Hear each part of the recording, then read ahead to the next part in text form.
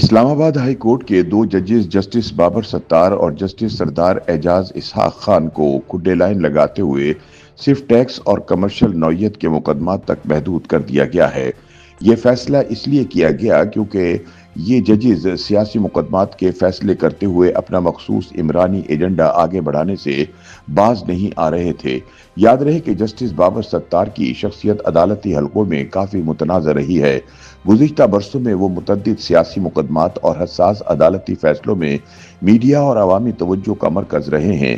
عدالتی حلقوں کے مطابق جسٹس بابر ستار کی خطوطی سرگرمیاں اور سیاسی جھکاؤ بعض ساتھی ججز کے لیے تشویش کا باعث ہیں اور اس پیش رفت کو عدالتی نظم و ضبط اور کیسز کی شفافیت کے تحفظ کے طور پر دیکھا جا رہا ہے۔ بابر ستار اور جسٹس اعجاز اسحاق خان وہ ججز ہیں جو چیف جسٹس اسلام آباد ہائی کورٹ جسٹس ڈوگر کے خلاف خطوط لکھتے اور عدالتی اندرونی امور میں تحفظات درج کراتے رہے ہیں۔ ان خطوط میں جسٹس بابر ستار نے واضح طور پر بعض ججز کے فیصلوں میں ممکنہ تعصب، انتظامی ناکامیوں اور عدالتی شفافیت کے فقدان کی نشاندہی کی۔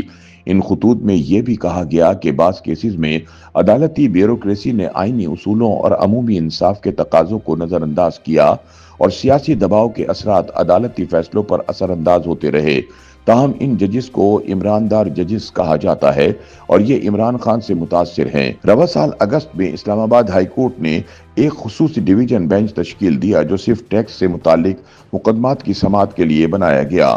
اس لیے کمرشل لیٹیگیشن کوریڈور کی کیٹیگری بھی متعارف کرائی گئی جو نیشنل جوڈیشل پالیسی ساز کمیٹی کے فیصلوں کے مطابق تھی۔ 13 اگست 2025 کو جاری کیے گئے نوٹیفیکیشن کے مطابق بینچ میں جسٹس بابر ستار اور جسٹس سردار اعجاز اسحاق خان شامل تھے۔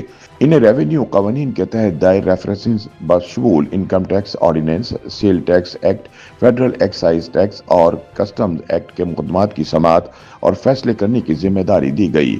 نوٹیفیکیشن میں کہا گیا کہ یہ انتظام national judicial policy making committee کے 11 جولائی 2025 کو ہونے والے 35ویں اجلاس کے فیصلے اور Islamabad high court practice and procedure rules 2025 volume 5 کے تحت کیا گیا اور بینچ کو فوری طور پر فعال ہونے اور حکم ثانی برقرار رہنے کی ہدایت دی گئی۔ اسلام آباد ہائی کورٹ کے ذرائع کے مطابق اس نوٹیفیکیشن کے بعد جسٹس بابر ستار اور جسٹس اعجاز اسحاق خان کو کئی ہفتوں سے صرف ٹیکس اور کمرشل مقدمات کی سماعت کی ذمہ داری سونپی گئی ہے، جبکہ آئینی یا عمومی دائرہ اختیار کے مقدمات ان کے سپرد نہیں کیے گئے۔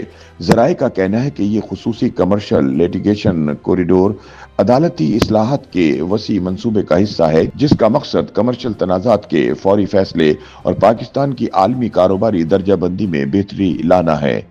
YouTube پر گوگلی نیوز دیکھنے کے لیے youtube.com کی سرچ بار میں googly news T V type کریں۔ گوگلی نیوز کے پیج پر سرخ رنگ کے سبسکرپشن والے بٹن پر کلک کرنا نہ بھولیے۔ YouTube پیج پر اپلوڈ ہونے والی ویڈیوز سے باخبر رہنے کے لیے بیل آئیکن پر کلک کیجیے۔ آپ کو ہر نئی ویڈیو کے بارے میں نوٹیفیکیشن موصول ہو جائے گا۔